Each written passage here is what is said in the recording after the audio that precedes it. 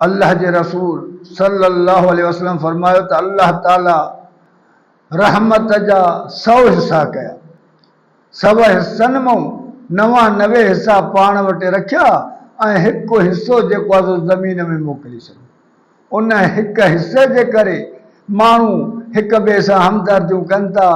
माउ पुट ते महिरबान आहे, पीउ पुट ते महिरबान आहे। एतिरे क़दर जो पखी परंदा पंहिंजे बचनि जे लाइ जेकॾहिं कंहिं पखीअ जे बचे खे को पकिड़े थो त उन जे लाइ परेशान आहे त उहो बचे खे उहो छॾाए, ऐं जेकॾहिं घोड़ो आहे त घोड़ो बि पंहिंजे बचे जे मथां लत नथो ॾे त मतां मुंहिंजे बचे खे का तकलीफ़ थिए।